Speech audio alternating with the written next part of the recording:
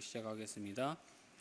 하나님, 저희가 하나님의 사랑과 은혜로 주일을 맞이하고 또 예배와 말씀을 배움을 통하여서 하나님께 가까이 나아가고자 합니다. 하나님의 사랑과 은혜에 깊이 빠져드는 시간 되도록 인도하여 주십시오. 예수님 이름으로 기도드립니다. 아멘. 네. 오늘도 그 말씀을 같이 좀 공부를 하면 좋을 것 같은데, 그 긴급 사태가 아마 내일까지이지 않을까 싶어요. 근데 이제 교회는 일단은 그 5월 말까지 온라인 체제라고 했으니까 뭐 그 이후에 이제 어떻게 될지는 그 다음 주에 회의한 내용을 좀 나눌 수 있도록 하겠습니다. 아마 교회도 이제 단계적으로 조금씩 해제를 해 나갈 것 같아요. 자, 오늘 나눌 내용은 사사 시대입니다. 그 우리가 가나안 정복, 뭐 이렇게 출애굽 이렇게 왔잖아요. 이제 거기에서 이제 우리가 그 이스라엘 백성의 체제에 대해서 조금 알아볼 필요가 있어요. 이제 이스라엘의 왕은 없었잖아요, 그렇죠? 왕 없이 모세, 뭐 여호수아 이렇게 하나님께서 세우신 지도자들이 이제 뭐 거의 난민 수준인 이스라엘 백성들을 끌고 이제 가나안 땅까지 들어왔단 말이죠. 그러면 이제 여호수아가 여호수아서 마지막에 죽었단 말이죠. 그러면 어떻게 되느냐? 그냥 지파별로 살아가는 거예요.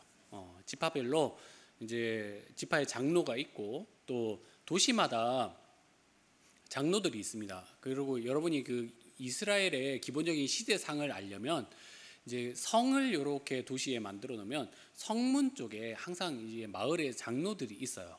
그 마을의 장로들이 이제 그 자잘자잘한 거 있잖아요. 그 분쟁 같은 거는 성문에 가면 다 해결이 돼요. 이제 큰 것들은 어떻게 하느냐? 이제 왕이 있을 때는 이제 왕에게 올라가는 것이고, 이제 이 시대에 오면은 이제 사사 시대에 오면 사사가 그 역할을 하게 됩니다. 페이지를 넘겨 보시면 딱 이게 그림이 이제 그 재판관으로 사사가 있죠. 딱 이런 느낌이에요. 그러니까 죄를 지은 사람들에게 죄를 정해주고, 사사라는 것이 재판관이라는 뜻이 있잖아요.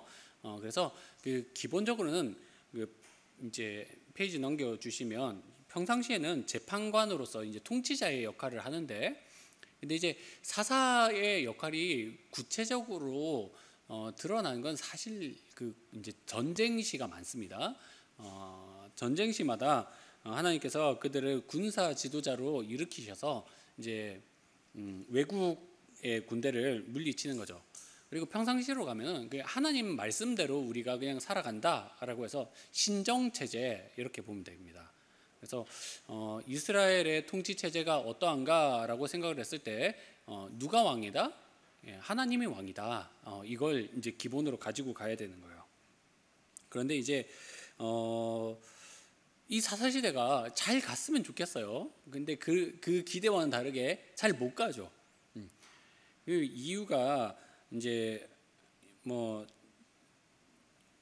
우리가 이제 말씀을 통해서 좀 알아보겠지만, 기본적으로 사사기를 알아볼 때 우리가 이제 머릿속에 넣어야 되는 공식이 있습니다. 넘겨보면 사사 시대의 영적인 패턴인데 이게 사이클이에요. 평상시에 아주 평화롭게 잘 지냈단 말이죠. 잘 지내다가 이 사람들이 이제 자기 소견에 옳은 대로 행한단 말이에요. 뭐 우상 숭배도 하고 말씀에 어긋나는 대로 하고 욕심대로 하고 하니까 하나님께서 얘네들 안 되겠다. 이 범죄를 내가 좀 이렇게 잡아야 되겠다라고 해서 이제 외국 군대를 이제 침략을 시킵니다. 이게 심판인 거죠. 그래서 이제 뭐 길게는 한 40년, 뭐 몇 년씩 이제 속박을 받는 거예요. 그렇게 받으면 이제 회개를 하죠. 하나님 우리가 잘못했습니다라고 하면은 이제 그때 이제 사사를 보내가지고 구원을 주시죠. 그리고 또 그 뒤로 이제 몇십 년 동안 평화롭게 잘 지내다가 또 죄를 짓는단 말이에요. 이 영적 패턴이 있단 말이에요. 이 사이클을 잘 이해를 하면 좋은데, 근데 이제 이 패턴이 좋은 패턴이냐라고 했을 때 여러분 생각하기에는 어때요? 이게 좋은 패턴입니까? 아니죠. 평화롭게 그냥 쭉 가는 게 좋은 패턴이죠. 이제 사람도 마찬가지입니다. 자기가 이제 하나님 앞에서 하나님, 제가 평상시에 거짓말도 잘하고 남들 잘 속여먹는 인간이었는데 회개하고 하나님 앞에서 잘 살겠습니다라고 해놓고 이제 좀 살만해지니까 또 이제 거짓말하고 뭐 이렇게 죄 지으면서 산단 말이죠. 또 벌 받고 회개하고 또 이제 하나님 그렇게 안 살겠습니다 해놓고 또 죄 짓고 반복하다 보면 뭐가 빠지게 되는 겁니까? 내가 하나님의 백성이고 하나님의 말씀대로 사는 사람이라는 정체성이 흐려지는 거예요. 이스라엘 백성에게 그런 일들이 계속해서 일어나니까 이게 사사기의 이 원형으로 돌아가는 구조가 사실은 입체적으로 봤을 때는 점점 깔아앉는 구조가 되는 거예요.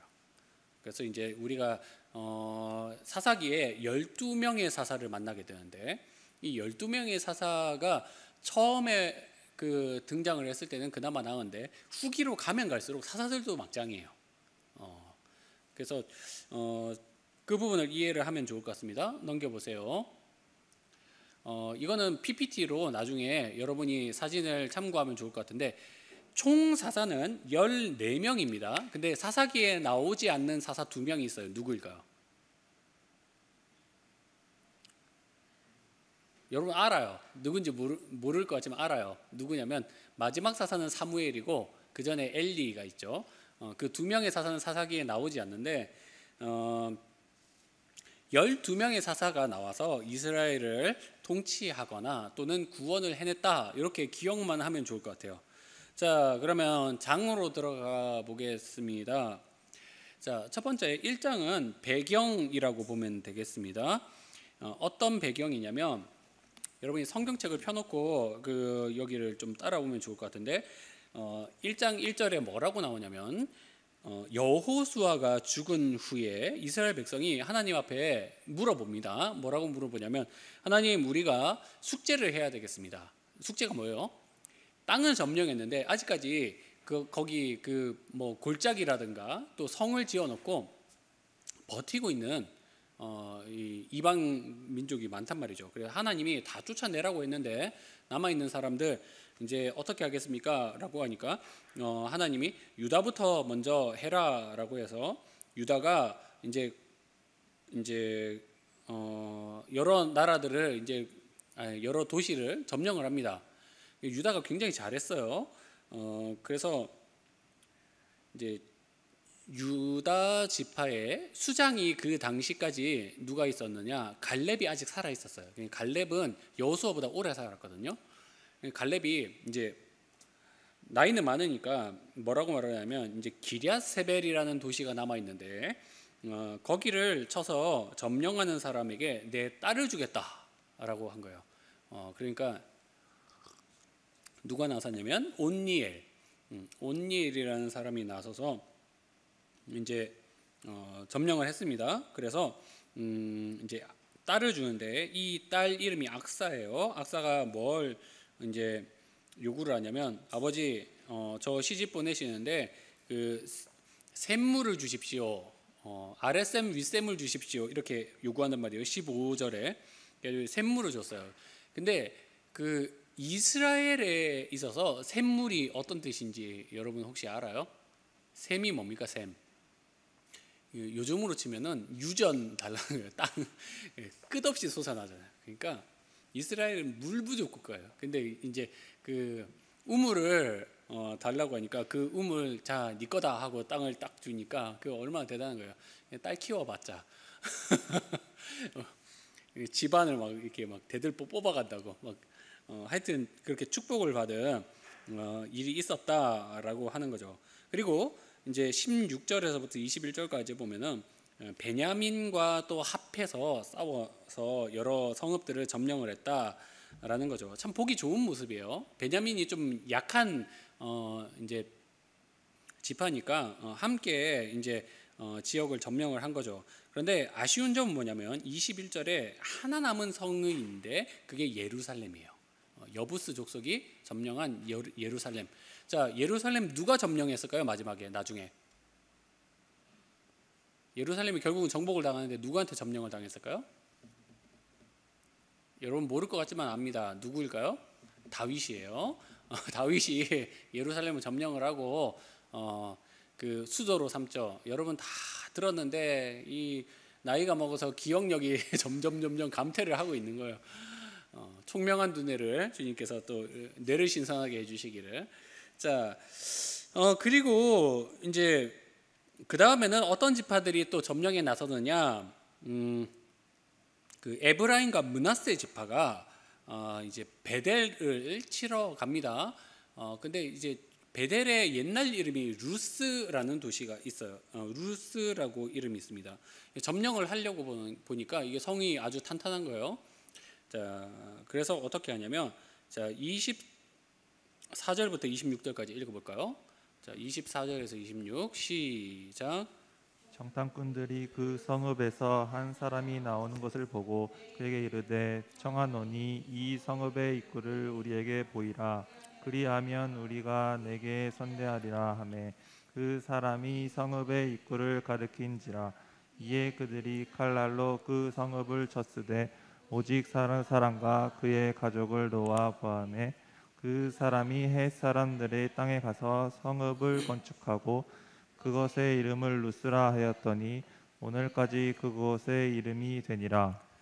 네, 여기 보면은 그 루스를 치려고 보니까 한 사람이 나오는 걸 본 거예요.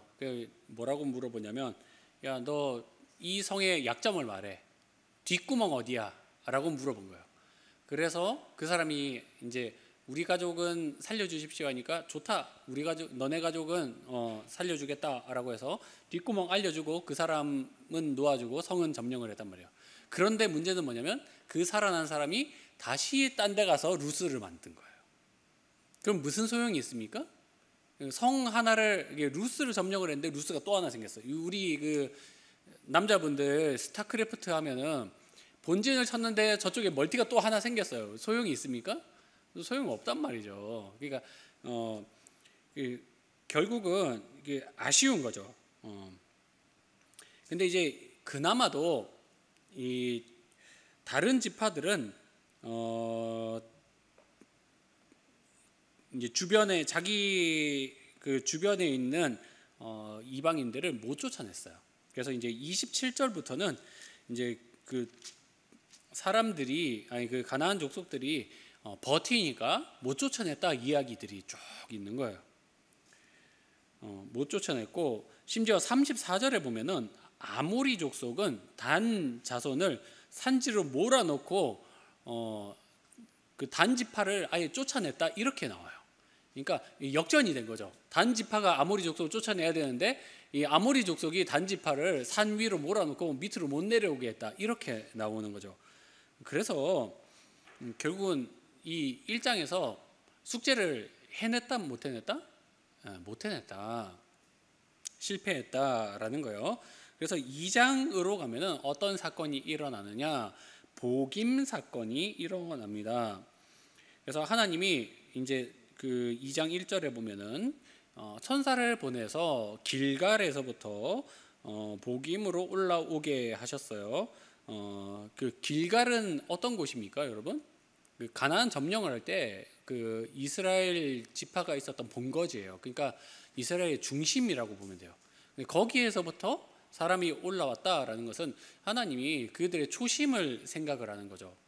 너희가 길갈에 있을 때는 그렇게 순종해서 열심히 싸우더니 이제는 너희가 정신 다 놓고 글러 먹었구나. 이 초심을 생각하게 하는 거예요.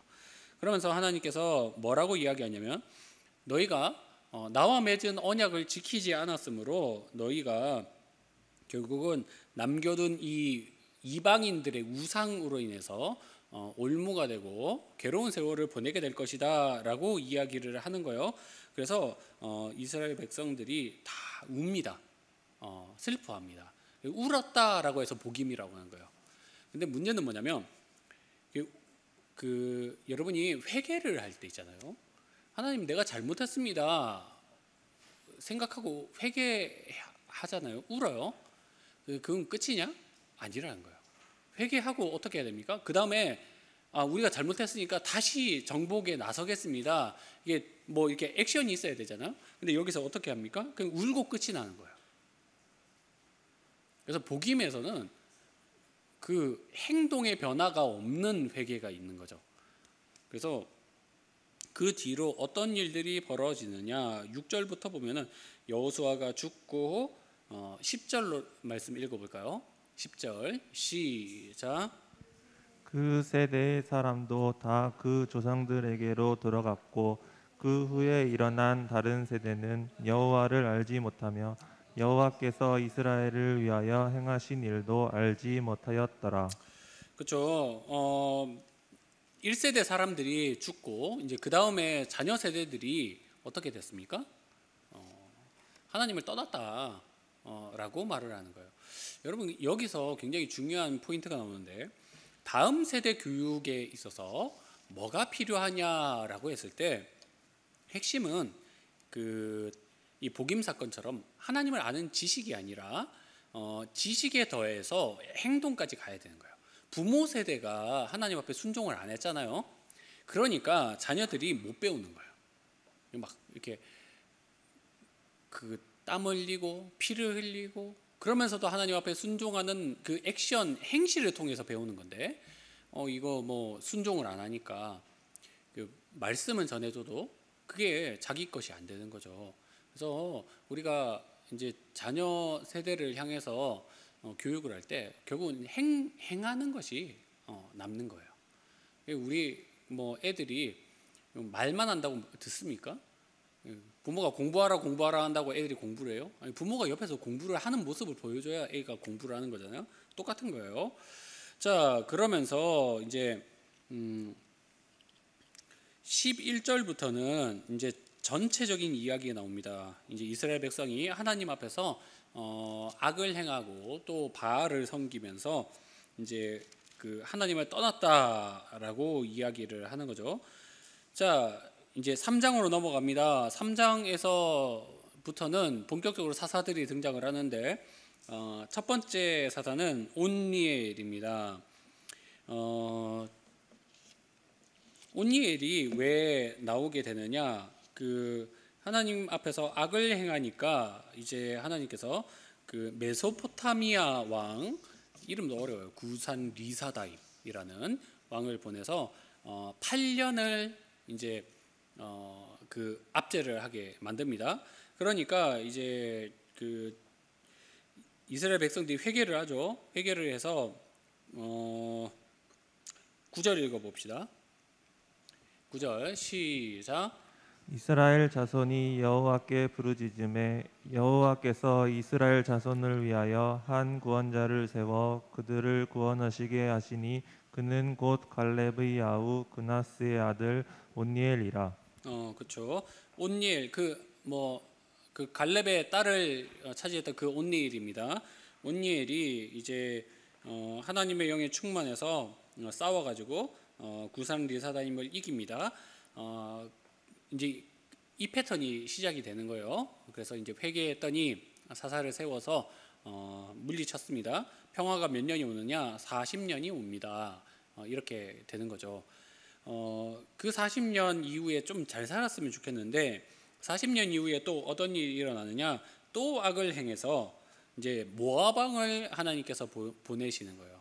에글론이라는 사람을 보내서 통치를 하는데, 이때는 또 이제 속박의 연수가 길어집니다. 18년이 되는 거예요. 18년 동안 이제 통치를 하는 동안 너무 사람들이 괴롭고 한데 구원해 줄 사람이 없는 거예요. 그래서 또 이제 회개를 합니다. 회개를 하니까 하나님께서 어떤 사람을 들어 쓰느냐? 이 에훗이라는 사람을 들어서 쓰시는데, 여기 보면 에훗이 왼손잡이다 이렇게 말을 해요. 근데 당시에 번역이나 또 상황을 봤을 때 이 에훗이라는 사람의 특징은 뭐냐면 오른손을 장애가 있는 사람이다 이렇게 보면 돼요. 그래서 에훗이 독대를 그 에글론을 독대를 하는데 사람들이 그 암살의 위험을 전혀 감지를 못해요. 왜냐?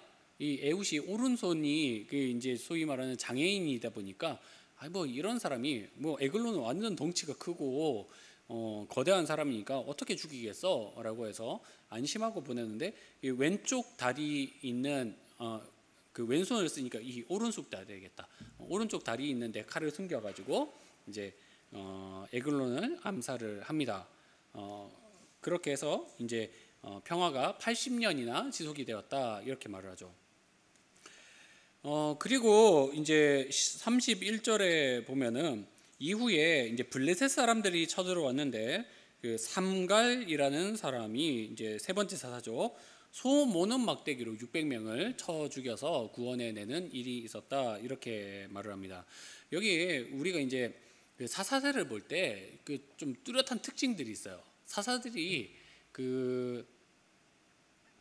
사사들을 우리가 볼 때 이제 구속사적 상징으로 봐요. 그래서 여기 그 9절에도 그렇지만 한 구원자 이렇게 말을 하죠.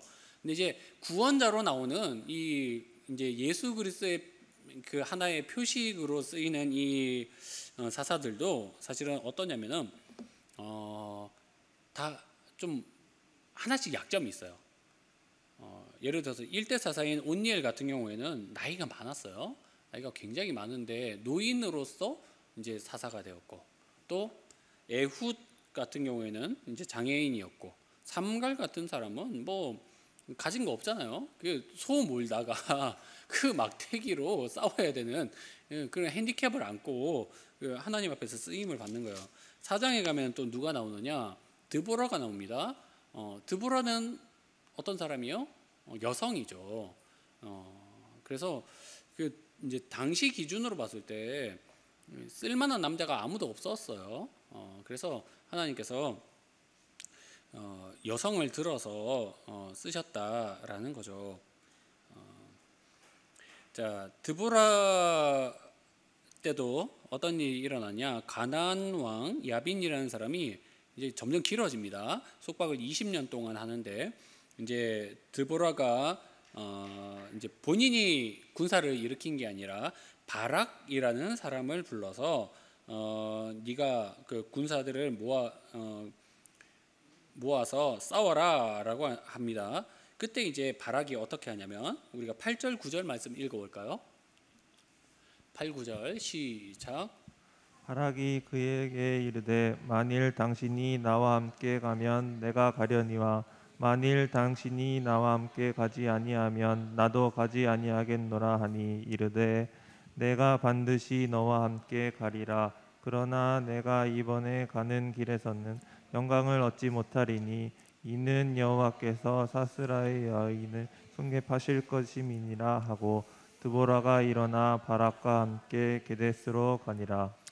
그렇죠. 이 바락이라는 사람이 이제 군사들을 모아놨는데 가서 싸워라라고 하니까 그래도 사사가 같이 가줘야지 내가 좀 이렇게 될 것 같습니다. 믿음이 부족한 거죠. 그러니까 이제 드보라가 뭐라고 합니까? 좋다. 내가 같이 가긴 하지. 그런데 이 일로 인해서 네가 영광을 얻지 못할 것이다라고 하는데 실제로 어떻게 했냐면 전투에서 이겼어요. 그런데 이제 이겼는데 이제 상대방 군대 장관이 시스라라는 사람이 이제 그 안 잡히고 도망을 간 거예요. 도망을 치면서 누구의 집에 가냐면 17절에 보면은 겐 사람 헤벨의 아내 야엘의 장막에 이르렀다라고 이야기를 합니다. 여러분이 그 출애굽 시대로부터 이제 겐 사람이 어떤 사람이 그 겐이라는 족속이 어떤 족속인지 기억을 해야 돼요. 이게 누구냐면 그 모세의 장인 이드로의 그 이제 가문이 이스라엘 백성을 따라왔단 말이죠. 근데 이제 이스라엘 백성의 땅에 살면서 그냥 목축인으로 살아가는 거예요. 그러니까 그 이스라엘 지파가 싸우건 말건 그냥 자기들은 그냥 목축만 하면서 살아가는 이 중립지대 같은 역할을 하는 거예요. 근데 이제 이 시스라라는 사람이 평상시에 그 갠 사람 헤벨이라는 사람과 친분이 있었던 거예요. 그래서 내가 도망을 치고 있으니까 네가 좀 나를 숨겨줬으면 좋겠다라고 해서 이제 숨겨줬는데 이제 너무 이제 피곤하니까 우유 한 사발 마시고 자는 거예요.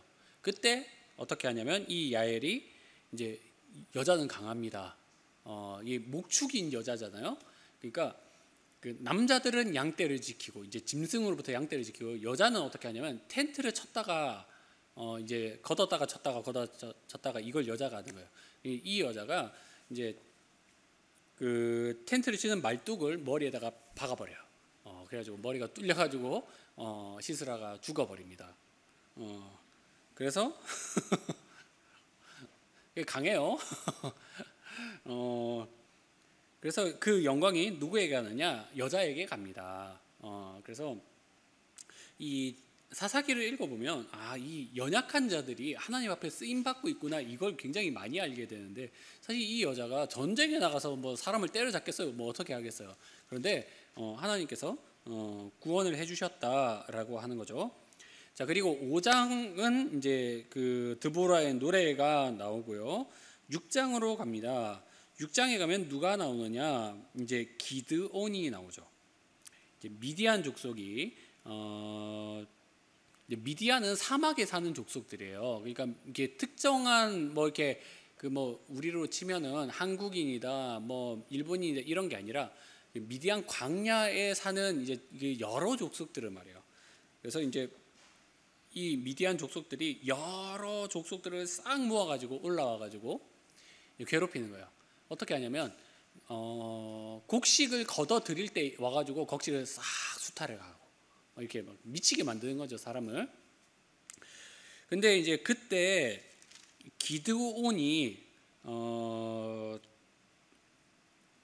그 11절에 보면은 어떻게 하고 있었냐면 그 밀을 포도주 틀에서 타작을 하고 있었다 이렇게 말을 합니다. 이게 뭐냐면 이제 밀을 걷어 들였잖아요, 그렇죠? 근데 이제 뺏기지 않으려고 포도주 틀은 이렇게 땅을 깊이 파놓고 이렇게 하는 데라서 숨어서 타작을 하고 있는 거예요.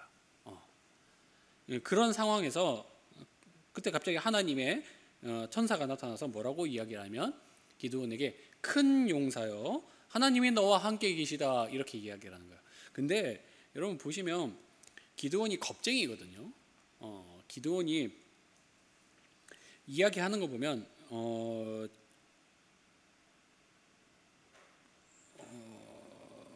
그렇죠. 14절 15절 한번 읽어볼까요? 14, 15절. 자, 읽습니다. 시작. 여호와께서 그를 향하여 이르시되 너는 가서 너의 힘으로 이스라엘을 미디안의 손에서 구원하라. 내가 너를 보낸 것이 아니냐 하시니라. 그러나 기드온이 그에게 대답하여 오 주여 내가 무엇으로 이스라엘을 구원하리이까. 보소서 나의 작은 므낫세 중에 극히 약하고 나는 내 아버지 집에서 가장 작은 자니이다 하니. 그렇죠. 실제로 기드온의 집이 뭐 변변찮았습니다. 그리고 기드온 자체도 굉장히 겁이 많은 사람이었죠. 그래서 이 사람이 의심이 많아요. 그래서 하나님께서 나에게 나타나셨다는 것을 내가 어떤 증거로 삼겠습니까? 라고 하니까 이제 증거를 대라는 거죠. 하나님께서 나를 사용하신다는 증거를 대라는 거예요. 그래가지고 좋다. 그러면 내가 너한테 그 바위에 그 이제 고기랑 그리고 무교병을 올려놓고 거기에 물을 부어라. 국물을 부어가지고 축축하게 만들어라라고 하니까 그대로 했어요. 21절에 이 천사가 지팡이 끝을 대니까 거기에 불이 확 일어나가지고 타는 거예요. 그걸 보면서 내가 그 하나님을 만났구나라고 하니까 이제 하나님 보면은 여러분 어떻게 됩니까? 하나님을 보면 죽어요. 내가 죽게 되었군요라고 하니까 천사가 괜찮다. 너는 살 것이다라고 하니까 24절에 뭐라고 하냐면 제단을 쌓고 여호와 샬롬이라고 말을 하죠. 여러분 여호와 샬롬이 무슨 뜻입니까? 샬롬? 평안하다, 문제 없다 라고 하는 거죠. 그러니까 이 모든 것들이 사실은 인간 기드온은 연약하지만 하나님은 어떠하시다는 거예요? 하나님은 강하시다. 하나님은 문제 없으시다. 인간 기드온은 겁이 많고 두려움이 많지만 하나님은 평안하시다. 샬롬이시다라는 이 대비되는 것들을 말하는 거예요. 그래서 기드온이 그날 밤에 이제 어떤 일을 하냐면 자기 집에 있는 이 아버지의 바알 제단을 헐고 그리고 아세라 상을 찍어가지고 불 태워버립니다. 근데 참 웃기는 건 뭐냐면 이제 집안에 그게 있다는 것도 문제인데 그걸 이제 찍어버리니까 마을 사람들이 뭐라고 하냐면 이 소행은 누구의 것이냐, 이 짓을 한 사람은 죽어야 되겠다 이렇게 말하는 거예요. 이스라엘의 지금 영적 상태가 어떻다는 거예요? 우상을 찍어버려도 그 사람을 죽여버리겠다 이렇게 말할 정도로 굉장히 타락을 한 거죠. 근데 그 아버지가 뭐라고 이야기를 하냐면 아니 바알이 진짜 살아있는 신이면 신이 죽여버리겠지 왜 우리 아들을 니네들이 죽이려고 해 이렇게 대답을 한 거예요. 자, 그래서 이 32절 말씀 읽어볼까요? 자, 32절 시작. 그날에 기드온을 여룹바알이라 불렀으니 이는 그가 바알의 제단을 파괴하였으므로 바알이 그와 더불어 다툴 것이라 함이었더라. 그렇죠. 여룹바알은 바알과 싸운다라는 의미입니다. 참 이 겁쟁이와 굉장히 안 어울리는 명칭인데 파이터 아니에요, 파이터, 그렇죠? 그런데 하나님께서 그런 명령을 붙여 주시는 거죠. 저는 우리에게도 하나님께서 사실은 이렇게 말씀하신다고 봐요. 우리가 삶의 문제에 막 치이고 믿음 연약해지고 그럴 때 하나님께서 말씀을 막 주시죠. 말씀 들으면 막 과분하단 말이에요. 막 축복받은 사람이고 뭐 이렇게 안 믿는 사람 복음 전해가지고 변화시킬 사람이고 은혜의 사람이고 이렇게 말을 하는데 현실을 보면 별거 아니란 말이죠, 내가. 근데 우리가 그걸 믿어야 돼요. 말씀 안에서 내 존재는 하나님 안에 있다 이렇게 믿고 가는 저와 여러분 됐으면 좋겠어요. 그래서 이제 내용이 7장으로 가고 또 8장으로 가는데 이제 거기에서 뭐가 나타나냐면 이제 기드온의 300용사가 나타나는 거예요. 하나님께서 이제 미디안 족속과 싸울 사람을 모아라 하고 보니까 사람이 너무 많이 모인 거예요. 32,000명이 모인 거예요. 근데 32,000명이 정말 많은 사람이냐라고 하고 보면 그렇지도 않아요. 그때 이제 미디안 족속은 10만 명이고 이스라엘 모인 사람은 32,000명이었거든요. 하나님이 돌려보내라라고 하니까 이제 22,000명이 갔어요. 10,000명이 남았단 말이죠. 이 10,000명을 어떻게 가릴까라고 하고 보니까 이제 물가에 대해서 그 물을 먹는 방법을 통해서 이제 손으로 이렇게 이렇게 마시는 사람은 한 300명 되는 거예요. 하나님이 손으로 마시는 사람 300명만 남기고 나머지 다 돌려보내라 이렇게 된 거죠. 결국은 300명은 남은 거예요. 근데 우리가 가끔 이런 말 합니다. 300명은 정의 용사다 이런 이야기를 하죠. 근데 그거 아니에요. 정예면은 여러분 정예면 어떤 존재입니까? 잘 싸우는 사람 300명이어야 되는 거 아니에요? 제일 용감하고 잘 싸우는 300명이어야 되는데 물을 이렇게 마셨다고 이게 300명 남았으면은 이 사람들은 물 잘 마시는 사람이 잘 싸우는 사람은 아니란 말이에요.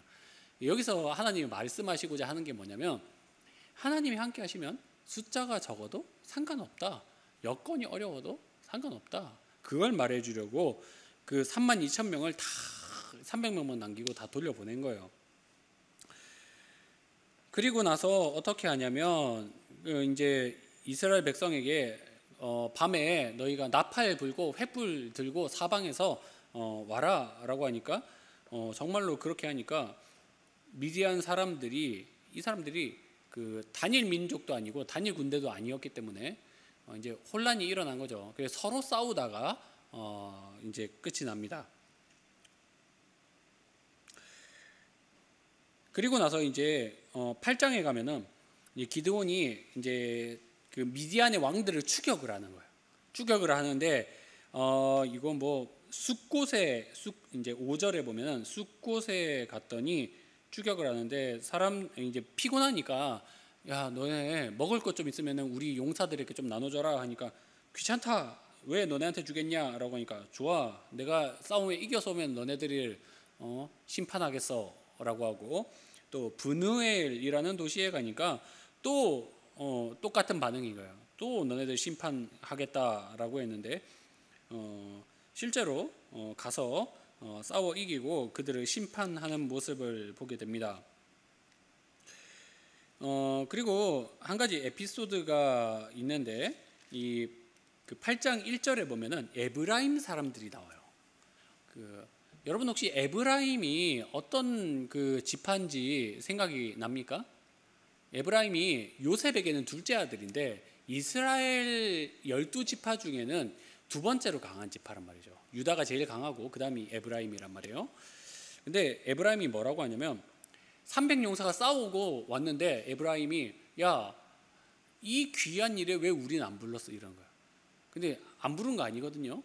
싸우기 전에 다 불렀는데 지들이 응하지 않아 놓고는 이제 왜 안 불렀어? 하니까 이제 기드온은 그 자체로 싸우고 싶어 하지 않으니까 아유 뭐 너네 얼마나 대단한데 미안하다 하고 넘어갔단 말이에요. 근데 에브라임이 매사 이런 식인 거야. 나중에 또 나옵니다. 자, 9장으로 가보겠습니다. 기드온은 죽고 이제 다시 평화가 이제 찾아옵니다. 40년 동안 평화가 일어나요. 근데 문제가 뭐냐면 기드온이 아내가 많았고 또 자식이 많았어요. 자식이 몇 명이었냐면 70명이나 됐어요. 굉장한 거죠. 난 상상이 안 된다. 하나밖에 없어가지고 70명이나 자녀가 있으면 얼마나 대단해야 돼? 근데 이제 그 일가가 이제 70명이나 되고 뭐 기드온이면 용사니까 얼마나 위세가 당당하겠어요. 그런데 이제 문제는 뭐냐면 기드온이 행실이 좋은 사람이었느냐? 반드시 그런 건 아니란 말이에요. 기드온에게 사생아가 한 명 있었습니다. 아비멜렉이라고.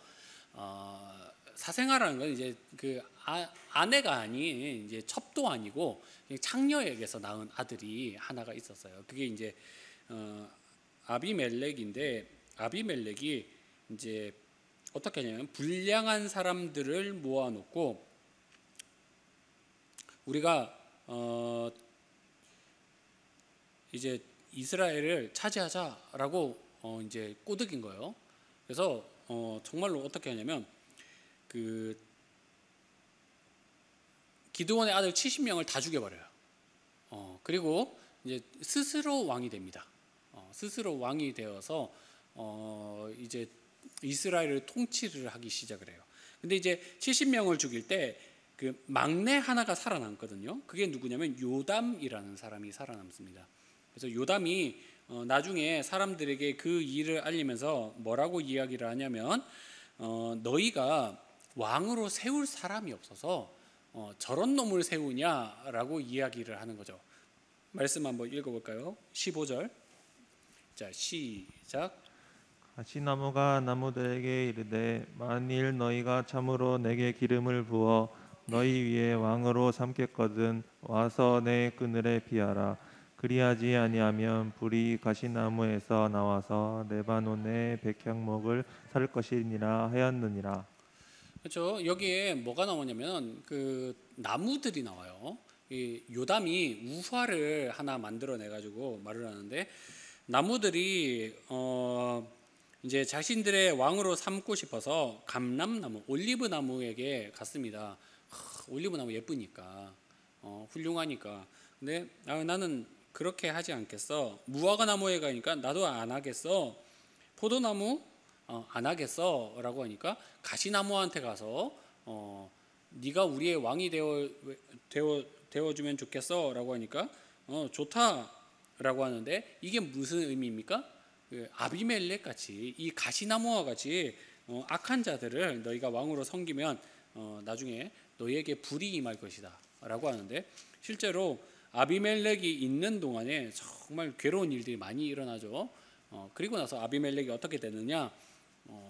아까 그 그림에 보면은 어떻게 됐냐면 뒤로 한 페이지 넘겨볼래요? 아니 뒤로. 여기 보면은 아비멜렉이 자기에게 반항하는 성을 치려고 갔다가 이제 막 싸우는 거예요. 성을 거의 함락시킬 때가 됐어. 근데 누구한테 맞아주냐면 여자 이렇게 여인 한 명이 맷돌을 들고 가지고 집어 던졌는데 거기에 맞아가지고 죽은 거예요. 그래서 아주 비참하게 죽어버렸다라는 것을 보면서 이건 이렇게 요담이 내린 저주가 아비멜렉에 임했구나 하고 이제 끝이 나는 거죠. 자, 10장으로 가면 이제 돌라, 야일 이런 이제 사사들이 나옵니다. 이게 뭐 한두 줄 나오죠. 근데 이 사람들의 뭐 특징은 뭐냐면 평화로운 시대에 있었다, 전쟁을 하지 않았다라는 것과, 야일 같은 사람은 이제 뭐 아들이 30명이 있었는데 낙이 30을 탔다, 그리고 성읍 30을 가졌다, 이렇게 이야기를 합니다. 이게 좋은 의미냐? 물론 이제 풍요롭고 잘 산다 이런 의미도 있겠지만 잘 생각을 해보면 여러분 그 목사님이 그 아들 30명 있는데 아들 30명 다 에쿠스를 타고 다녔다 이렇게 생각을 해보면 썩 이미지가 좋지가 않죠. 그런 거예요.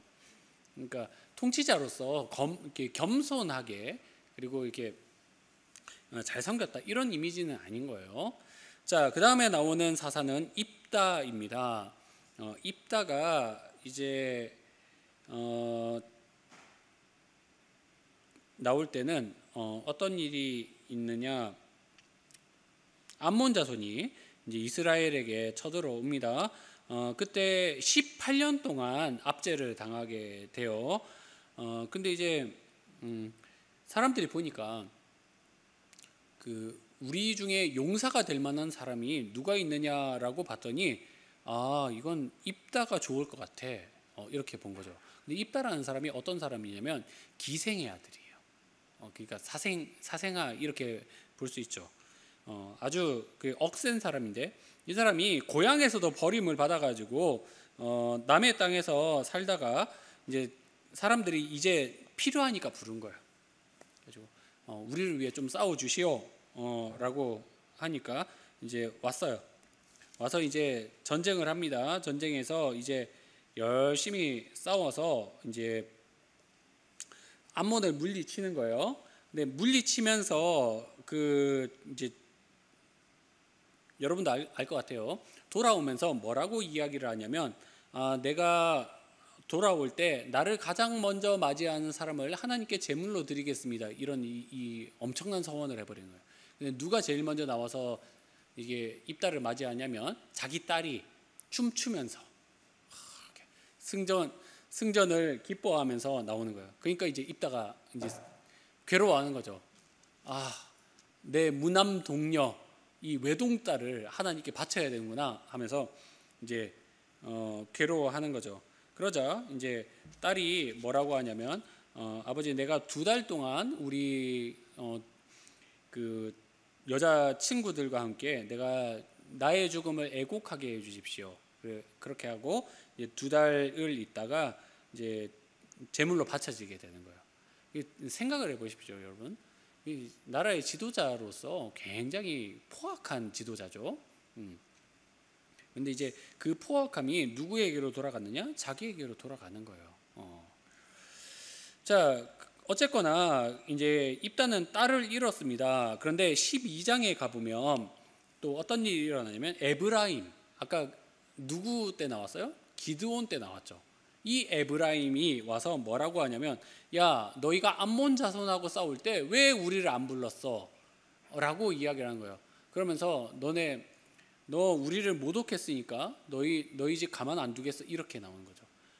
이 에브라임 사람들도 눈치가 좀 있어야 되는데 지금 딸이 죽었잖아요, 그렇죠?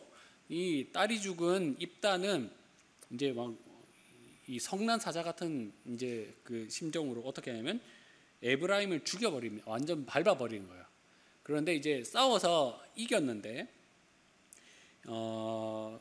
에브라임이 이제 요단강을 기준으로 해서 건너온 거예요. 이제 그 입다는 므낫세 동편 지파 쪽에 있었고 이제 요단강을 건너서 에브라임이 건너왔는데 싸워서 이기니까 이제 도망을 칠 거 아니에요. 자기네 땅으로. 그때 이제 그 나루터를 지키고 있는 거예요. 그러면서 이제 에브라임 사람은 다 죽여버리겠다 이렇게 마음을 먹고 이제 지키고 있는데 이 건너오는 사람이 에브라임 사람인지 아닌지를 구분을 어떻게 할지 모르겠는 거예요. 그래서 시킨 게 뭐냐면 그렇지, 에브라임 사람들은 발음이 이상해, 그 사투리가 있어, 이렇게 보는 거죠. 그래서 뭐라고 하냐면 6절 말씀 읽어볼까요? 6절 시작. 그에게 이르기를 시플렛이라 발음하여 에브라임 사람이 그렇게 바로 말하지 못하고 시플렛이라 발음하면 길라 사람이 곧 그를 잡아서 요단강 나루턱에서 죽였더라. 그때 에브라임 사람이 죽은 자가 42,000명이었더라. 그렇죠. 여기서 이제 발음이 쉬볼렛이라고 발음이 잘 되면 되는데 이게 이 사람들이 쉬볼렛이 잘 안 되고 시볼렛 이러니까 이제 시볼렛이라고 하는 사람은 다 죽여버린 거예요. 그 경상도의 약간 그 해안 쪽에 있는 뭐 포항이라든가 이쪽에 있는 사람들이 그 쌀이 안 돼요. 살살 이렇게 하잖아요. 우리 모교의 그 담임 목사님도 쌀 발음 못해요. 살살살 이렇게 발음하시는데 그런 이제 지역적 특성이 있는 거죠. 그래서 죽였는데 사실 이게 그 혀가 짧은 사람은 안 될 수도 있는 거예요. 억울한 죽음 당할 사람도 있을 수 있는 거예요. 어쨌거나 그 나라가 어떻다? 개판이다. 서로 싸우고 서로 죽이고 개판이었다라는 거죠. 그래서 이제 갈수록 어떻게 되냐면 입다가 이제 통치가 끝난 이후에 평화가 몇 년이 지속이 되느냐? 그 7절에 보면은 6년 정도밖에 평화가 찾아오지 않습니다. 그러니까 서로 싸우면은 이렇게 되는 거예요. 뭐 에브라임 지파가 뭐 당해서 다 고소하고 줬느냐? 그런 거 아니라는 거죠. 그래서 굉장히 슬픔 가운데 나라가 유지가 되고 있었다라는 거죠. 자, 그 다음에는 누가 사사가 되느냐? 이제 그 입산이라는 사람이 또 사사가 되는데 이 사람도 특징이 뭡니까? 9절에 보면 아들 30, 딸 30 있었고 딸 30은 밖으로 시집 보내고 아들 30을 위해서는 밖에서 여자 30을 데리고 왔다 이렇게 표현이 되어 있죠. 여러분 이게 좋은 일입니까? 나쁜 일입니까? 나쁜 일이죠. 이방인과 혼인을 맺었다는 거잖아요.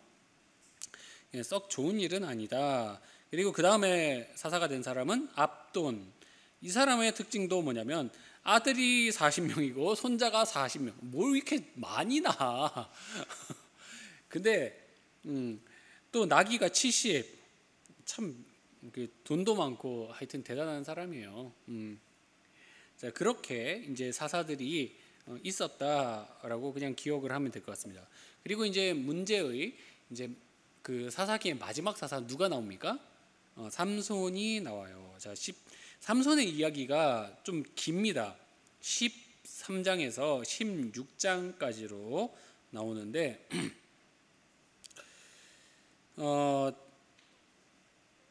이제 이스라엘 자손이 하나님 앞에서 악을 행해서 이제 블레셋 사람의 손에 넘어갔습니다. 근데 몇 년이나 이 식민 지배를 받느냐? 40년이에요. 제일 깁니다. 40년 동안 지배를 받는데 문제는 뭐냐면 이제 우리가 영적 패턴을 봤죠. 이제 죄를 이게 범죄를 해서 하나님 앞에서 이제 식민 지배를 받으면 어떻게 해야 됩니까? 회개를 해야 되죠. 회개를 해서 사사가 나타나야 되는데 이제는 회개도 안 해. 어떤 수준인지 알겠죠? 회개할 기운도 없어.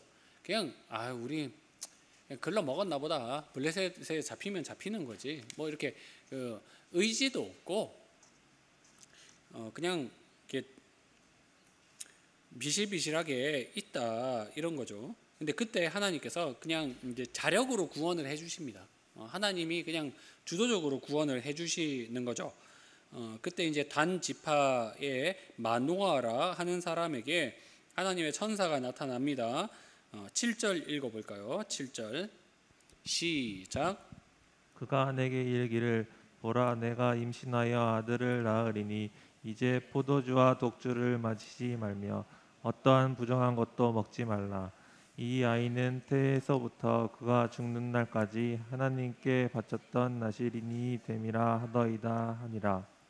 네, 여기서 그 나실인이라는 단어가 나오죠. 이 사람은 어떤 사람이냐? 그 거룩한 사람, 구별된 사람 이런 의미가 있습니다. 그래서 이 사람의 특징은 뭐냐면 이제 포도주를 먹지 않는 거예요. 술은 먹지 않는 거예요. 그리고 시체 같은 그 부정한 것도 손에 대지 않고 그리고 머리도 깎지 않습니다. 하나님 앞에 정말 철저하게 나는 구별된 사람입니다. 티를 내고 살아가는 건데, 근데 이게 그 삼손 말고 나시린이 한 명 더 있어요. 여러분이 잘 아는 사람 누가 있을까요? 세례 요한이 있어요. 세례 요한. 그리고 사무엘도 나시린인데 하나님 앞에 그냥 바쳐진 사람이에요. 근데 이런 사람만 있는 건 아니에요. 그 이스라엘 사람들 중에 그 일정 기간 자기가 하나님 앞에 서원을 하는 사람이 있어요. 그러니까 뭐 저는 한 달 동안 나시린으로 살겠습니다. 또는 1년을 살겠습니다라고 하면 그렇게 살 수 있어요. 그래서 포도주도 먹지 않고 정결하게 하나님 앞에 살면서 자신의 삶의 일부를 하나님 앞에 바치는 거죠. 근데 이제 삼손의 특징은 어머니 뱃속에서부터 어머니가 음식도 구별하고 더러운 것도 만지지 않고 해서 태에서부터 바쳐진 나시린이다라는 거죠. 그래서 이 바쳐진 구별된 이 삼손이 이스라엘을 하나님 앞에 구원해내는 용사가 될 것이다라고 이야기를 합니다. 그때 이제 그 남편이 이제 그 아내가 먼저 천사를 봤으니까 남편도 그 천사 나도 봐야지 믿을 수 있을 것 같은데 라고 해요. 천사가 다시 나타나요. 그래서 그 누구냐, 당신은 누구십니까? 라고 물어봐요. 그때 이제 나오는 말이 18절입니다. 18절 읽어봅시다. 자, 시작. 여호와의 사자가 그에게 이르되 어찌하여 내 이름을 묻느냐? 내 이름은 기묘자라 하니라. 네, 기묘자라는 말이 무슨 뜻입니까? 신비로운 인물이다 이런 뜻이기는 하는데, 근데 이 기묘라는 단어가 어디에 쓰이냐면 예수님을 지칭할 때 써요. 예수님이 나타나셔서 그 삼손에 대해서 미리 이야기를 해주셨다라는 거예요. 우리가 구약을 보다 보면은 예수님께서 그 군데군데 나타나시는 모습이 나옵니다. 이 삼손 때도 그렇고 군데군데 나타나요. 그래서 우리가 이제 유추를 할 수 있죠. 예수님께서 구원의 은혜를 베풀러 오셨구나. 그러면 우리는 뭘 봐야 됩니까? 구속사적 상징을 보는 거죠. 하나님께서 이 회개할 그 의지도 없고 기운도 없고 이 선한 의지가 없는 이 악한 자들에게 구원의 은혜를 베푸시는구나라는 것을 보는 거예요. 우리에게도 마찬가지죠. 우리가 뭐 자력적으로 구원받을 은혜를 얻을 만한 무언가 있었느냐? 없는데 하나님께서 예수님을 우리에게 보내어 주신 거죠. 그런 부분들을 우리가 이 구약을 살펴보면서 발견을 하게 됩니다. 그래서 하나님께서 사사를 보내실 때 이 구속사적으로 무엇을 이야기를 해주시느냐? 이스라엘 백성이 이렇게 타락하더라도 하나님께서는 결코 그 백성을 포기하지 않으신다. 이런 것들을 우리가 봐야 되는 거죠. 자, 삼손의 이야기를 쭉 보다 보면 이제 삼손이 얼마나 방탕하게 살았는지가 나옵니다. 뭐 블레셋 여자랑 혼인을 하고 또 여자를 빼앗기니까 그거 복수를 한다고 막 이렇게 여우 꼬리에 불을 붙여가지고 막 이렇게 블레셋 사람들의 밭을 막 불태우고 또 사자 찢어 죽였는데 사자의 이 시체에서 나온 막 꿀을 먹고 나시린이면 하면 안 되는 거예요. 그런 거. 그런 부분들을 보는데 여러분도 이제 주일학교 다녔으면 알겠지만 결국 삼손이 어디에서 힘을 빼앗깁니까? 머리가 밀리니까 힘을 빼앗기죠. 그러니까 여자가 자꾸 막 이렇게 하여튼 여자가 악해. 꼬셔. 악한 여자를 만나면 안 됩니다. 막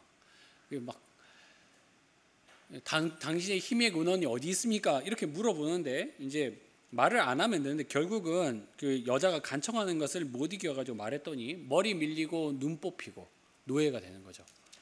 그랬다가 하나님 앞에 이제 머리가 다시 자라나면서 이제 회개를 하죠. 하나님, 내가 그 한 번만 나를 도와주십시오. 28절 읽어볼까요? 시작.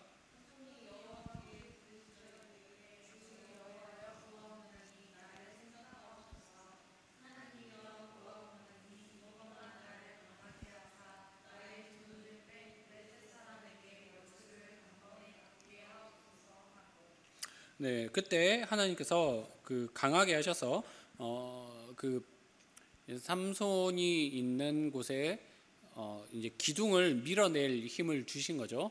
그때 이제 죽은 사람이 몇 명이냐? 블레셋의 지도자들을 포함해서 3천 명이 죽었다 이야기를 합니다.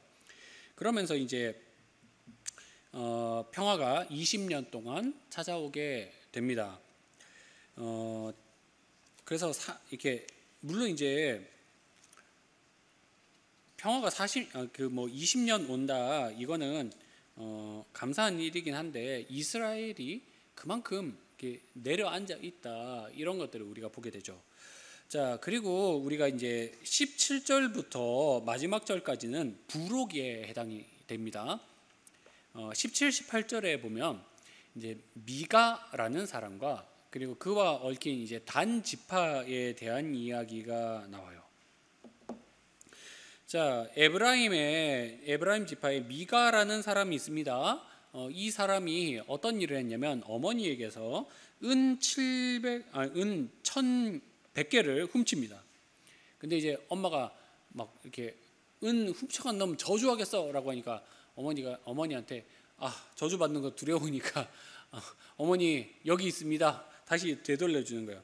그러니까 어머니가 좋다. 그러면 내 아들을 위해서 내가 이 은을 다른 데 쓰지 말고 신상을 만들겠다라고 해요. 은신상을 만들어요.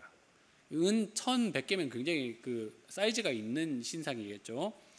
어떤 모양인지는 잘 모르겠지만 어쨌거나 은으로 신상을 만듭니다.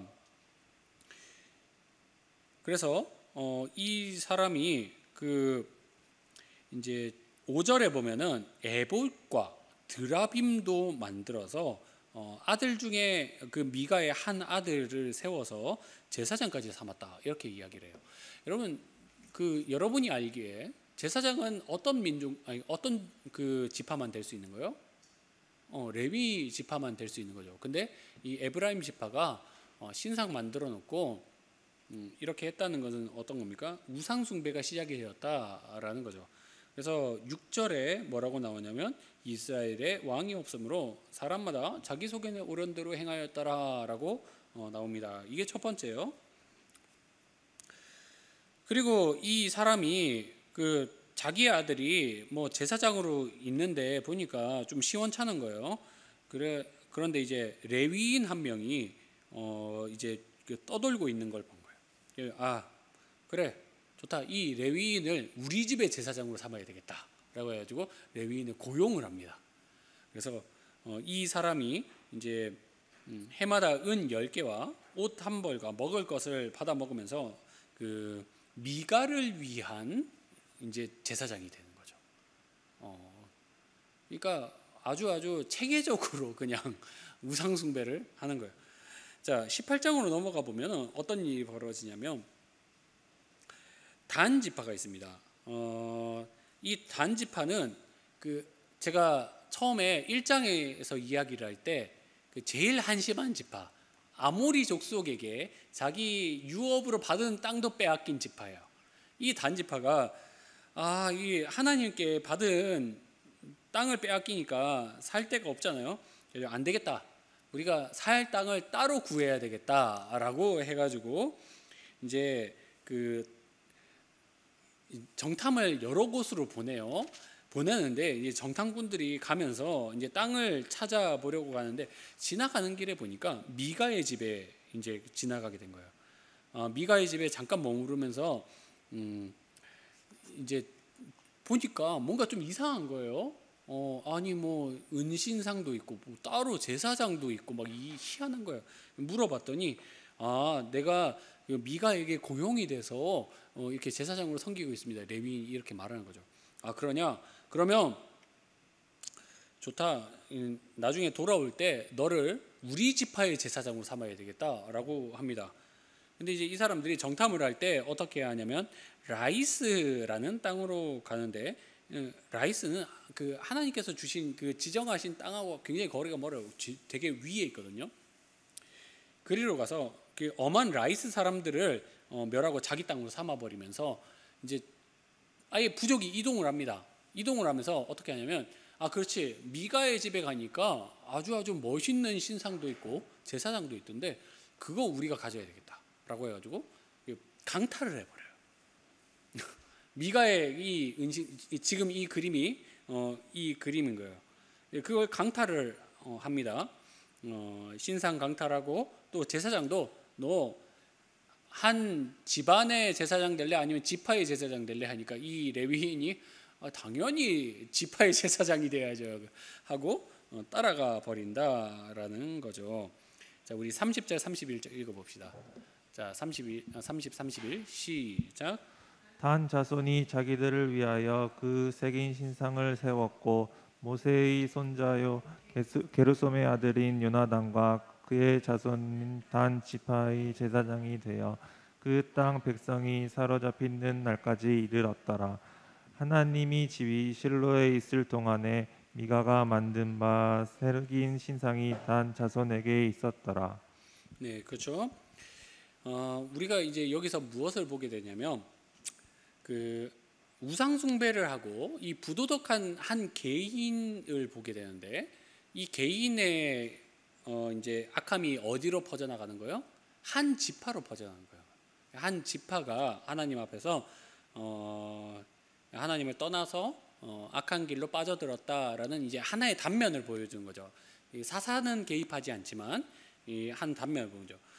두 번째 에피소드로 넘어갑니다. 19절에서부터 21절에 보면은 이제 레위인 한 명과 그리고 또 그와 관련된 이제 베냐민 지파가 등장을 하는데 19장 1절에도 또 뭐라고 나오냐면 이스라엘에 왕이 없을 그때 이렇게로 시작을 하죠. 자, 레위인 한 사람이 어떻게 하냐면 첩을 맞이했어요. 참 그 레위인이 하나님 앞에서 제사 드리고 하나님 섬기는 지파인데 첩을 맞이하면 안 되는 거죠. 근데 이 첩과 함께 살다가 첩이 이제 이 남편이랑 살기 싫다 하면서 도망을 쳤어요. 그래서 이제 남편이 좋은 말로 살살 잘 이제 달래가지고 다시 자기 집으로 돌아오게 하는데 돌아오는 과정에서 어디에 들르게 되냐면 그 베냐민 지파가 속한 기브아라는 이제 성에 이제 가게 됩니다. 그 성에 이제 머물러서 하룻밤을 묵어 가려고 하는 거예요. 그래서 이제 한 노인을 이제 저녁 때 만나가지고 그 집에 들어갔는데 문제는 뭐냐면 잘 쉬고 있는데 저녁에 성의 불량배들이 그 집을 둘러싼 거예요. 그러면서 뭐라고 하냐면 그 레위인에게 너 나와, 너 우리와 관계해야 되겠다 이렇게 말하는 거예요. 어떤 거예요? 동성애. 남자가 남자를 불러들이는 거죠. 그러니까 안 되겠다, 나는 그렇게 못하겠다라고 하니까 이 레위인이 어떻게 하냐면 자기 첩을 끌어내요. 그리고 문을 닫아버립니다. 그래서 이 불량배들이 밤새도록 이 여자를 이제 능욕을 하는 거죠. 그러고 나서 이제 날이 샜습니다. 이 사람이 이제 일어나서 집 앞에 나왔는데 27절에 보면은 어떠냐면은 일어나라라고 하니까 여자가 죽어 있는 거예요. 이 레위인도 참 이렇게 요즘으로 치면 사이코패스라고 해야 되나? 그게 없는 거죠. 뭐 어떻게 여자 밤새도록 성폭행을 당했는데 그냥 일어나라 이렇게 말할 수 있어요? 예, 근데 이제 여자가 죽으니까 그 시체를 싣고 자기 집으로 돌아옵니다. 돌아와서 어떻게 하냐면 그 시체를 12토막을 내가지고 각 지파에 보내는 거예요. 내가 그 베냐민 지파의 그 기브아 땅에 갔더니 이런 일을 당했습니다라고 하는 거죠. 자, 우리 5절, 6절 이렇게 한번 읽어볼까요? 5절, 6절 시작. 기브아 사람들이 나를 치러 일어나서 밤에 내가 묵고 있던 집을 에워싸고 나를 죽이려 하고 내 첩을 욕보여 그를 죽게 한지라. 내가 내 첩의 시체를 거두어 쪼개서 이스라엘 기업의 온 땅에 보냈나니 이는 그들이 이스라엘 중에서 음행과 망령된 일을 행하였기 때문이라. 자, 레위인이 이스라엘의 그 무리들에게 하는 말입니다. 사실 이 레위인의 그 마음을 생각을 해보면 분노가 있는 거죠. 근데 그 분노가 뭐냐면 그 자기 첩을 잃었다, 자기 재산을 잃었다 이런 의미가 있는 거예요. 이 사람은 이렇게 부도덕함은 본인에게 좀 더 있어요. 사실은 본인에게 있는 부도덕함은 못 보고 이제 자극을 하는 거죠. 복수해야 되겠다라고 해가지고 이제 여러분 그 어떻게 자기 아내의 시체를 토막을 낼 수가 있습니까? 예. 그래서 이스라엘 백성을 자극을 한 거예요. 그러자 이제 이스라엘 백성들이 와, 안 되겠다라고 해서 어떻게 하냐면 모든 지파가 베냐민 지파에게 항의를 합니다. 너희 그 불량배들 제대로 심판해라라고 하니까 못 하겠다. 그래서 이제 전쟁이 일어난 거죠. 전쟁이 일어나서 어떻게 되냐면 진짜 피 터지게 싸우는데 나중에는 어떻게 되냐면 그 베냐민 지파 사람들이 몇 차례 이기다가 마지막 전투에서 이제 완전히 이스라엘 지파가 다 이겨버린 거예요. 근데 정신을 차리고 보니까 전투에서 살아남아서 도망친 600명을 빼놓고 그 베냐민 지파의 남자들이 싹 다 죽어버린 거예요. 베냐민이라는 거대한 지파가 남자 600명밖에 안 남은 거예요. 그러면 어떻게 됩니까? 지파가 망하는 거죠. 정신을 차려보니까 이거 큰일 났네 이런 생각이 든 거예요. 그래서 그러면 우리가 베냐민 지파를 살려내야지 라고 마음을 먹습니다. 그래서 이제 화해를 하는데, 근데 이제 이스라엘 사람들이 뭐라고 하냐면 우리가 그 베냐민 지파 사람들에게 우리 딸을 주지 않겠다라고 이미 맹세를 했기 때문에 우리의 딸들을 줄 수는 없고 이 문제를 어떻게 해결을 해야 되지라고 생각을 하는데, 그때 문제가 뭐냐면 그 한 도시 길르안 야베스라는 도시에서 전쟁에 아무도 참여를 안 한 거예요. 그래가지고 이 사람들이 어떤 일을 하냐면 길르안 야베스를 쳐서, 여기도 이제 므낫세 지파입니다.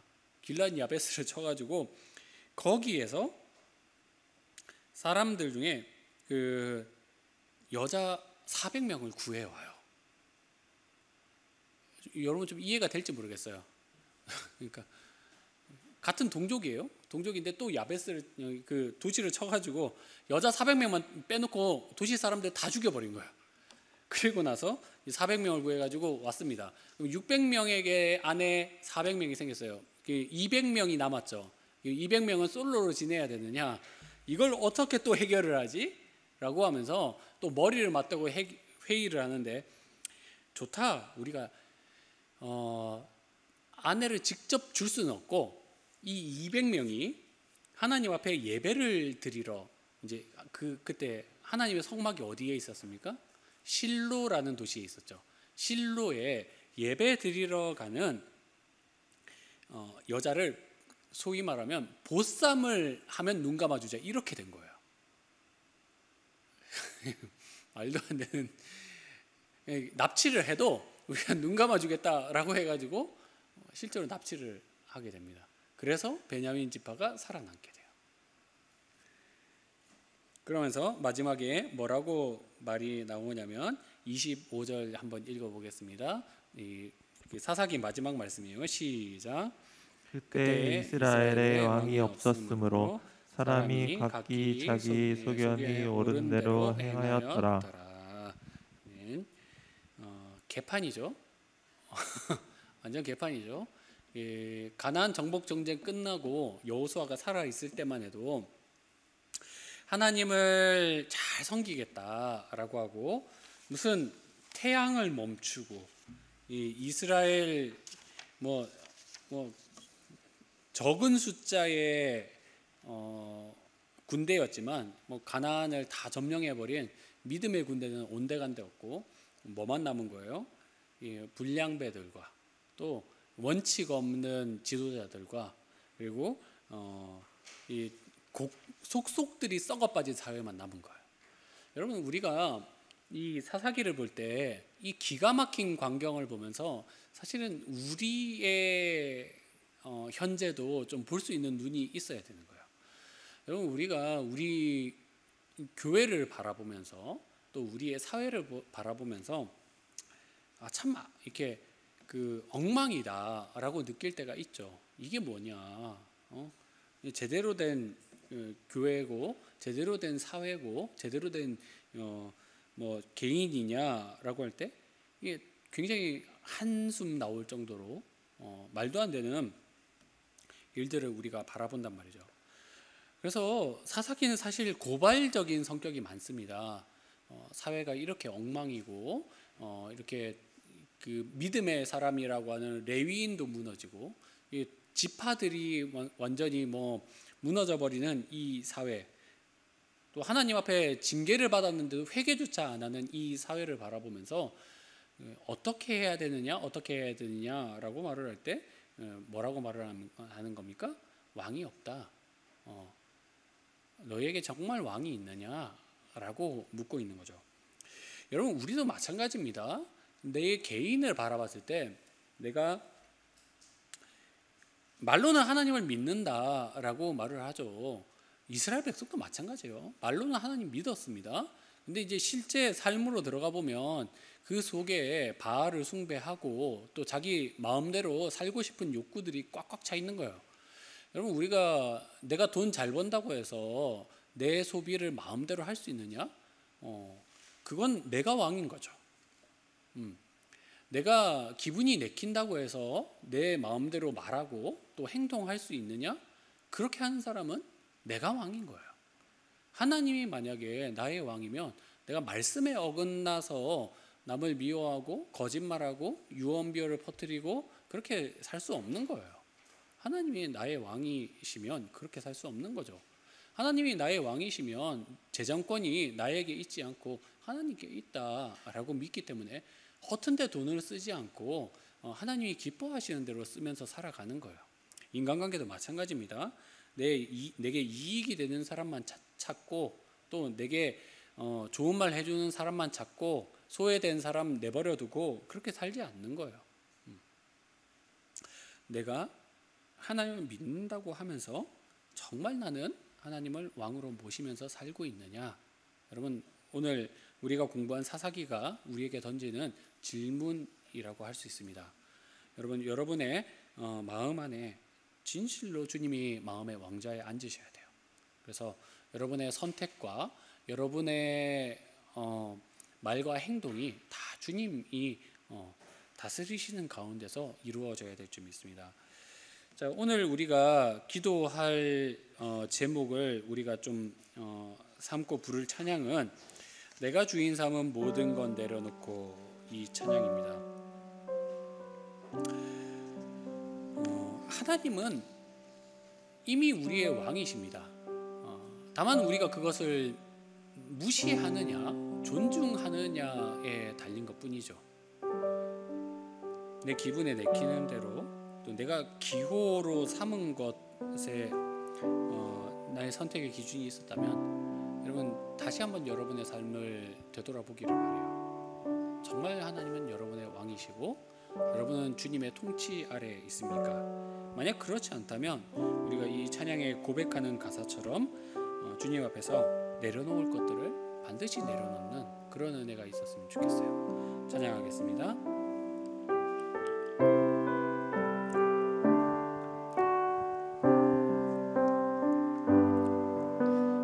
주인 삼은 모든 것 내려놓고 내 주 대신 주 앞에 나가 내가 사랑했던 모든 것 내려놓고 주님만 사랑해. 내가 주인 삼은 모든 것 내려놓고 내 주 대신 주 앞에 나가 내가 사랑했던 모든 것 내려놓고 주님만 사랑해. 주 사랑 거친 풍랑에도 깊은 바다처럼 나를 잠잠케 해. 주 사랑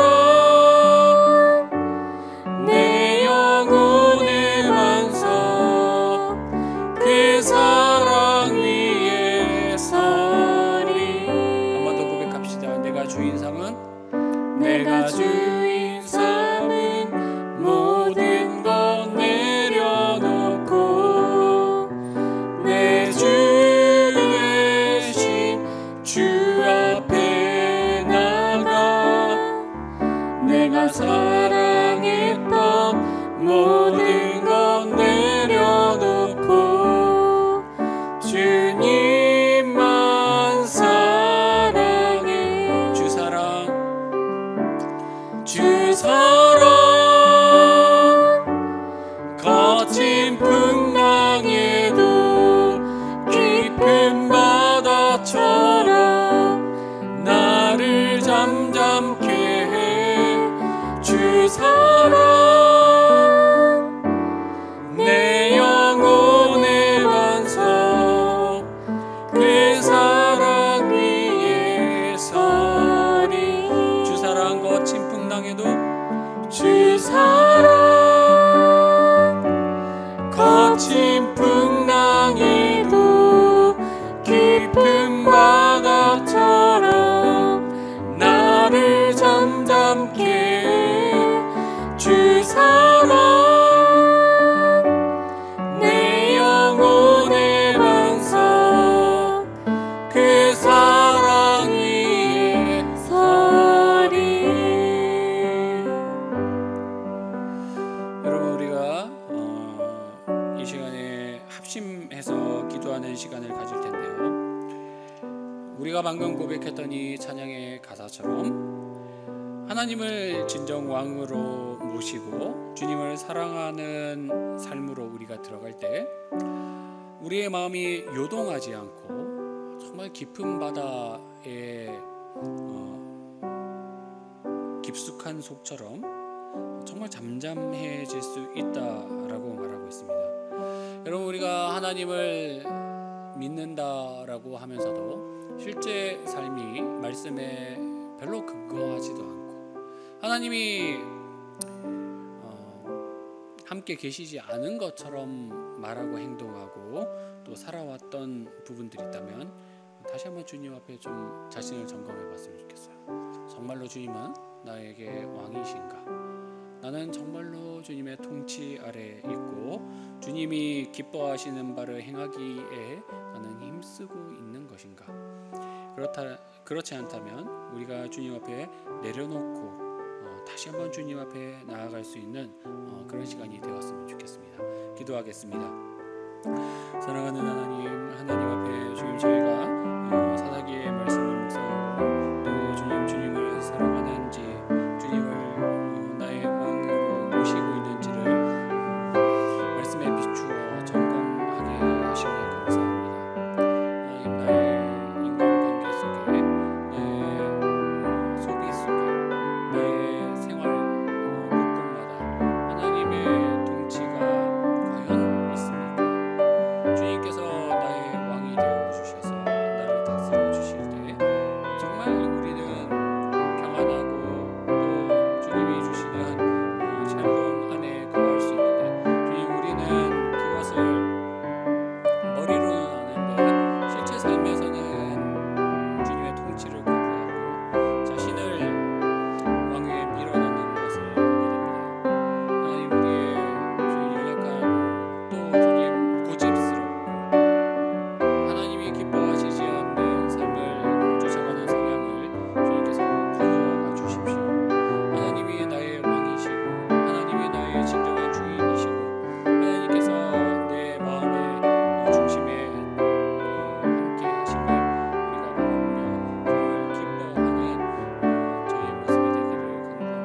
주님 저희를 붙잡아 주십시오.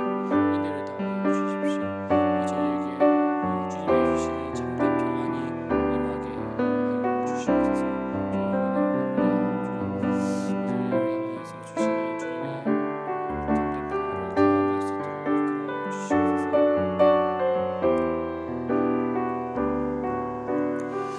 여러분 한 번 더 기도하실 때 우리 교회의 문제를 위해서 같이 기도했으면 좋겠습니다. 여러분 오늘 우리가 공부한 이 사사기의 말씀처럼 정말 우리의 교회의 주인이 주님이시고 모든 직분자들이 주님의 통치와 주님을 두려워하는 마음으로 교회를 섬기고 또 교회를 세워나가는 이들이 되도록 기도했으면 좋겠어요. 그래서 하나님께서 진정 우리 동경교회의 왕이 되어 주셔서 이 교회가 하나님의 통치 아래에서 장로에서부터 주일학교의 어린이에 이르기까지 진정 하나님만을 믿고 하나님을 신뢰하는 교회, 하나님께서 기뻐하시는 바를 행하기를 즐거워하는 교회 되도록 우리가 그 소망을 가지고 기도했으면 좋겠습니다. 기도합니다. 하나님, 우리 사랑하는 동경교회 그리고 우리 교회의 식구들을 위해서 기도합니다. 주님께서 사랑하셔서 이 교회에 세우시고 또 저희 교회의 직분자들을 세워주시고 타락하고 무너지고 또 주님 악한 길로 빠져들어간 이들을 주님께서 건져주시고 또 주님 징계를 내리신다면 그들에게 합당한 징계를 내려주셔서 주님 하나님께서 왕이 되시고 하나님께서 기뻐하시는 통치가 분명히 일어날 수 있도록 하나님께서 깨닫는 은혜를 주시기를 구합니다. 하나님 우리 교회가 진정 하나님을 왕으로 모시고 주님을 사랑하고 주님이 기뻐하시는 바를 즐거이 행하는 교회가 되게 해주십시오. 하나님을 찬양하는 찬송 소리뿐만 아니라 행실과 말에서도 주님 관계 속에서 주님의 살아계심이 드러나는 동경교회가 되도록 주님께서 이끌어 주시기를 간구합니다. 주님 붙잡아 주십시오. 주님의 은혜로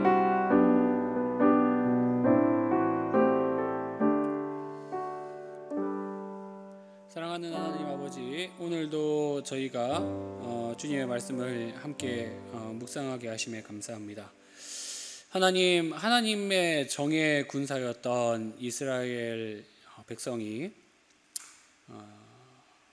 작은 것에 소홀하고 또 하나님 섬기기를 싫어함으로 인해서 아주 바닥까지 추락하는 모습을 저희가 발견하게 되었습니다. 하나님, 저희에게도 혹시나 그러한 면모가 있지는 않은지 되돌아보게 하십시오. 하나님만이 나의 주인 되심을 선포하고 또 그 선포에 합당하게 살아갈 수 있는 주님의 증인 되도록 저희를 사용하여 주시옵소서. 예수님의 이름으로 기도드립니다. 아멘.